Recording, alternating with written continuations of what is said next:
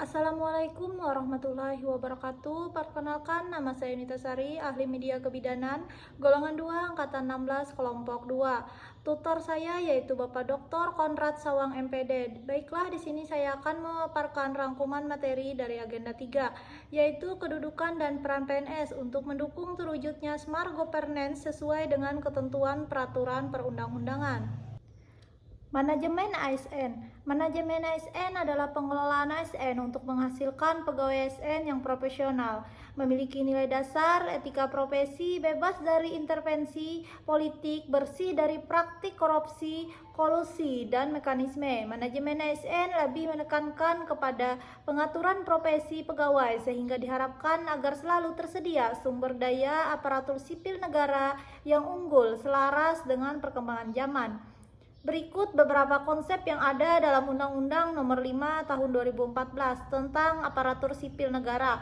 Berdasarkan jenisnya, pegawai ASN terdiri dari yang pertama yaitu pegawai negeri sipil atau PNS, yang kedua yaitu pegawai pemerintah dengan perjanjian kerja atau P3K. Apa itu PNS? PNS merupakan warga negara Indonesia yang memenuhi syarat tertentu, diangkat sebagai pegawai ASN secara tetap oleh pejabat pembina kepegawaian untuk menduduki jabatan pemerintahan, memiliki nomor induk pegawai secara nasional. Sedangkan P3K adalah warga negara Indonesia yang memenuhi syarat tertentu yang diangkat oleh pejabat pembina kepegawaian berdasarkan perjanjian kerja sesuai dengan kebutuhan instansi pemerintah untuk jangka waktu tertentu dalam jangka melaksanakan tugas pemerintahan. Pegawai ASN berfungsi sebagai berikut. Yang pertama yaitu pelayanan kebijakan publik, yang kedua yaitu pelayanan publik, dan yang ketiga yaitu perekat dan pemersatu bangsa. Tugas pegawai ASN yang pertama yaitu melaksanakan kebijakan yang dibuat oleh pejabat pembina kepegawaian sesuai dengan ketentuan peraturan perundang-undangan.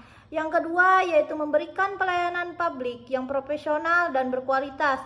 Yang ketiga yaitu mempererat persatuan dan kesatuan Negara Kesatuan Republik Indonesia. Hak dan kewajiban ASN. Apa itu hak? Hak adalah suatu kewenangan atau kekuasaan yang diberikan oleh hukum, suatu kepentingan yang dilindungi oleh hukum, baik pribadi maupun umum. Dapat diartikan bahwa hak adalah sesuatu yang patut atau layak diterima agar dapat melaksanakan tugas dan tanggung jawabnya dengan baik, dapat meningkatkan produktivitas, menjamin dan kesejahteraan ASN dan akuntabel.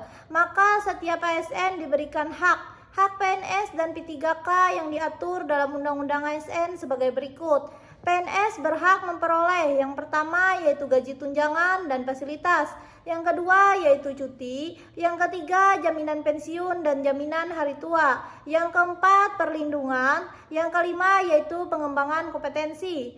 P3K berhak memperoleh yang pertama yaitu gaji dan tunjangan, yang kedua yaitu cuti, yang ketiga yaitu perlindungan, dan yang keempat yaitu pengembangan kompetensi. Kode etik dan kode perilaku ASN. Dalam Undang-Undang ASN disebutkan bahwa ASN sebagai profesi berlandaskan pada kode etik dan kode perilaku. Kode etik dan kode perilaku ASN bertujuan untuk menjaga martabat dan kehormatan ASN. Kode etik dan kode perilaku berisi pengaturan perilaku agar pegawai ASN yang pertama yaitu melaksanakan tugasnya dengan jujur, bertanggung jawab, dan berintegritas tinggi. Yang kedua yaitu melaksanakan tugasnya dengan cermat dan disiplin. Yang ketiga yaitu melayani dengan sikap hormat, sopan, dan tanpa tekanan. Yang keempat, melaksanakan tugasnya sesuai dengan ketentuan peraturan perundang-undangan. Yang kelima, melaksanakan tugasnya sesuai dengan perintah atasan atau pejabat yang berwenang, sejauh tidak bertentangan dengan ketentuan peraturan perundang-undangan dan etika pemerintahan. Yang keenam, yaitu menjaga kerahasiaan yang menyangkut kebijakan negara. Yang ketujuh, yaitu menggunakan kekayaan dan hak milik negara secara bertanggung jawab, efektif, dan efisien. Yang kedelapan yaitu menjaga agar tidak terjadi konflik kepentingan dalam melaksanakan tugasnya. Yang kesembilan yaitu memberikan informasi secara benar dan tidak menyesatkan kepada pihak lain yang memerlukan informasi terkait kepentingan kedinasan. Yang ke-10 yaitu tidak menyalahgunakan informasi Intam negara, tugas, status, kekuasaan, dan jabatannya untuk mendapat atau mencari keuntungan atau manfaat bagi diri sendiri atau untuk orang lain. Yang ke-11 yaitu memegang teguh nilai dasar ASN dan selalu menjaga reputasi dan integritas ASN. Yang ke-12 yaitu melaksanakan ketentuan peraturan perundang-undangan mengenai disiplin pegawai ASN. Penerapan sistem merit. Sistem merit adalah kebijakan dan manajemen ASN yang berdasarkan pada kualifikasi, kompetensi, dan kinerja secara adil dan wajar, dengan tanpa membedakan latar belakang politik, ras, warna kulit, agama, asal-usul, jenis kelamin, status pernikahan, umur, atau kondisi kecacatan. Manajemen PNS dan P3K.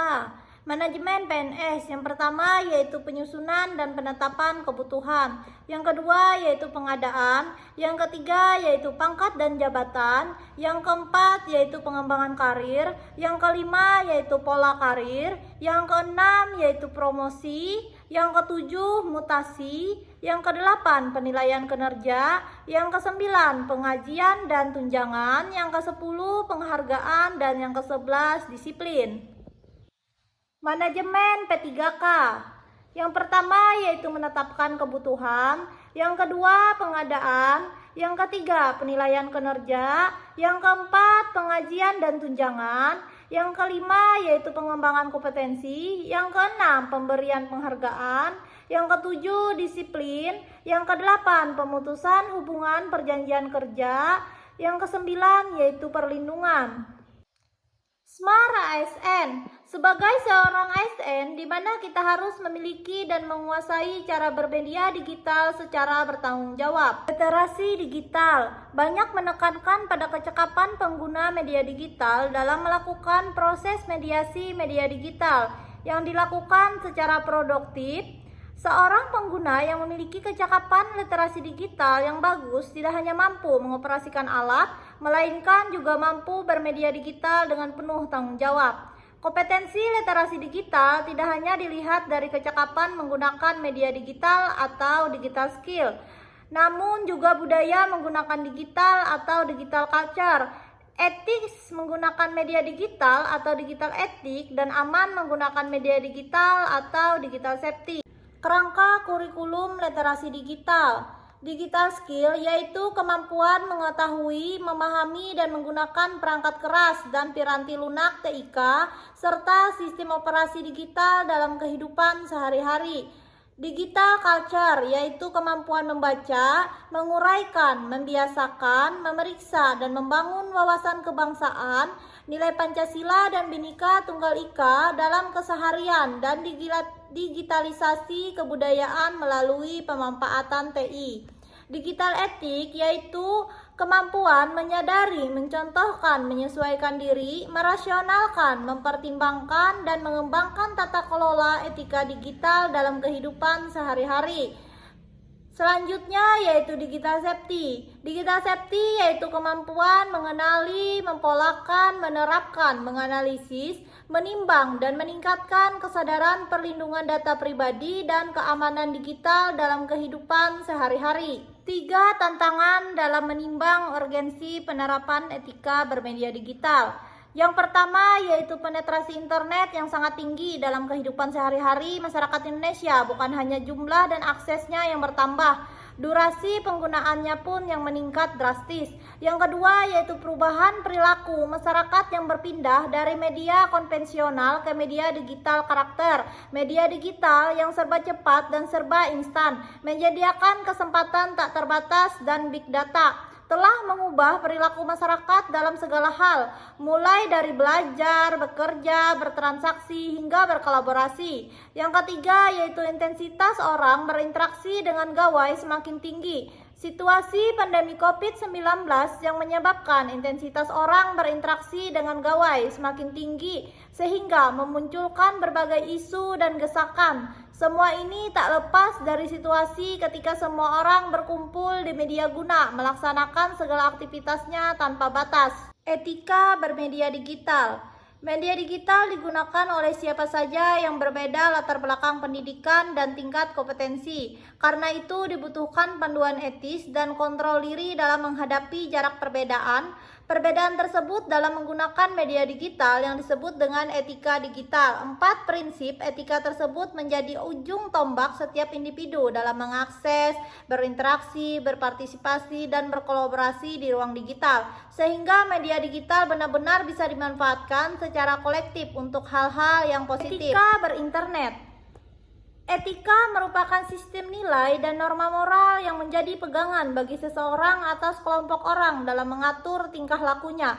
Etiket yang didefinisikan sebagai tata cara individu berinteraksi dengan individu lain atau dalam masyarakat. Jadi, etiket berlaku jika individu berinteraksi atau berkomunikasi dengan orang lain.